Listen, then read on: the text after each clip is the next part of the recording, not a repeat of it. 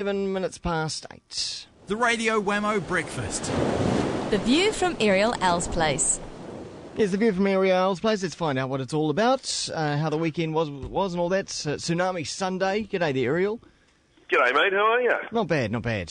Well, it was Tsunami Sunday, and Airial's place sort of sits on the edge of a cliff overlooking out towards the Banks Peninsula and the water, and it was quite a weird morning actually. I've been out for a couple of quiet drinks that night, and then all of a sudden the phone rang at 7:30 and said, "Oh, you've got an hour before the tsunami's here," and it's just like, what do you do, Wammo? Well, who's ringing you, warning you? I mean, are you on some special civil emergency list? What's going on there? Well, basically, as you know, Christchurch is on a low-lying swamp that sort of hangs out on the edge of a peninsula, and so it was pretty much everyone that lived on the beachside ringing everyone out saying, "Hey, it's coming, time to go to higher ground." Yeah. Okay. So what was your initial reaction at 7:30 in the morning?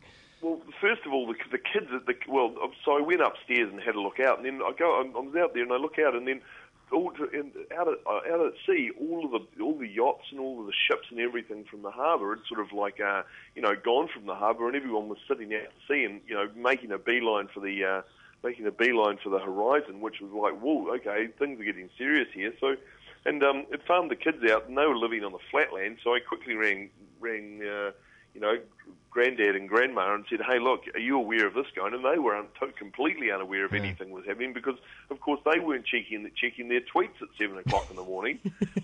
And so they were like, "Okay, well, they did their bit," and it was a bit of a hive of activity, and of course, everyone was sort of hanging on the hills, looking out to sea, expecting to see this massive tidal surge come in, and so I sort of spent the rest of the next hour and a bit sort of on the internet trying to find out everything about what was going on in the Chathams and how big it was and where it was coming. And then when it finally did arrive, all there was a massive rise in sea. And then the biggest thing that was noticeable was the fact that there was actually a wave that went back out to sea after the wave had come back in.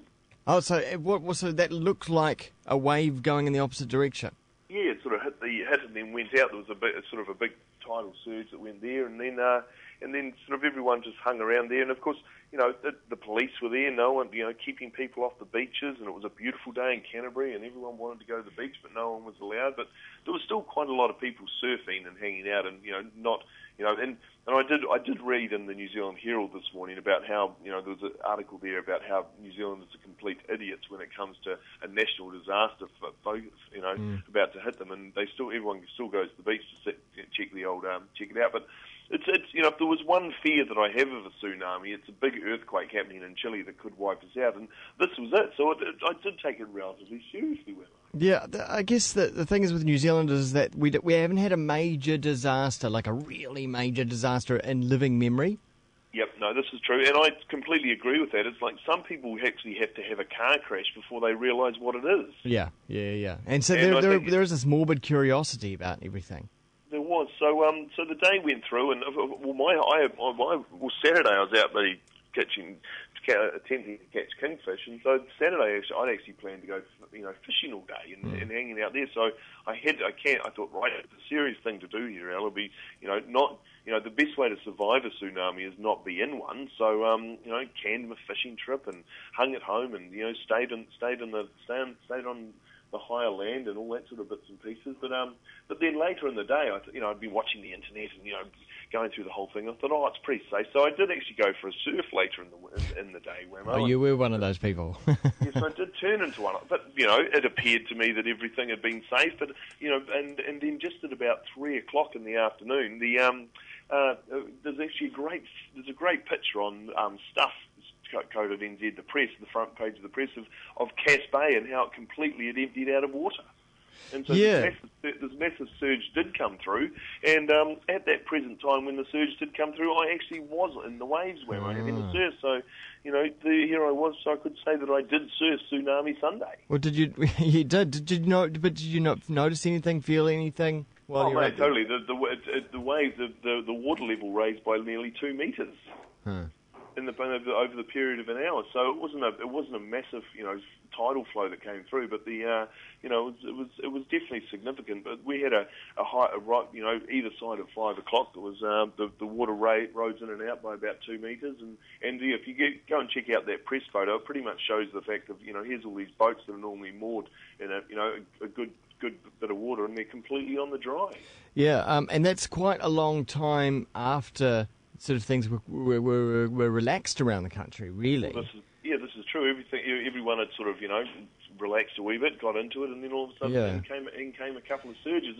And the most significant thing that is about sort of 6 o'clock at night. We was sort of sitting there looking out to the heads of Littleton Harbour, and all of a sudden this massive brown murky water of the harbour emptying out appeared out of there, and it was incredible the amount of water that just had pulled out after that surge came in. So actually, you're right. On stuff, there are a bunch of different photos from around the country that present very interesting sort of questions about what actually happens with a tsunami of this kind.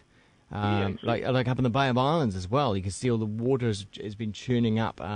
It's a lot of the mud from the bottom and changing the colour of things. It's quite interesting. It is, and so we've definitely lived we've lived through what happens. And I think we got away very lightly. And one of the reasons that the Canterbury region really didn't get too affected as well, fortunately, it all came through at a low tide. Yeah. So what that 2 metre rise that actually hit us when we're at a low tide scenario. But if it had come through when we were in a high tide scenario, I reckon we would have had quite a bit of flooding around the city and all sorts of bits and pieces. But we're expecting. And if it had timed, of course, with a lot of rain at the same time, which we were supposed to get it.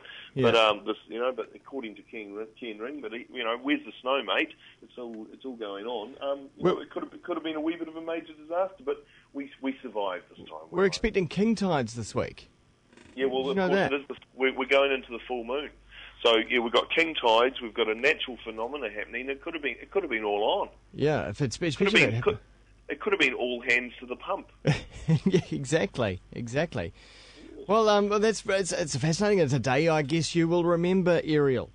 I will remember that. I definitely will remember the fact of when you know that a natural phenomena of this nature is about to happen, and you've got an hour. It's like, well, what do you actually do, Wammo? It's the first time I've actually had to ask myself, righto, we could be faced with a bit of a disaster here. What do you do? Have you got your emergency kit? Yeah, I got my emergency kit, but I did. I thought, what to do? Well, the only thing I really could do was do poached eggs on toast. So that's what I did. Yeah. Of course, being attached to the peninsula as you are, you could become an island. Yes, this is true. Imagine that. All of a sudden we'd be in this amazing, Christchurch would disappear and all the survivors would just be hanging out on Banks Peninsula, just like it was in the old days, apparently. Make a great movie. Oh, would be. Well, watch this space, but, next time a tsunami comes, don't go to the beach. Don't do what Airial does. Exactly. Job's on. All right, see you, mate. Enjoy your week. Airial out there on Tsunami Sunday.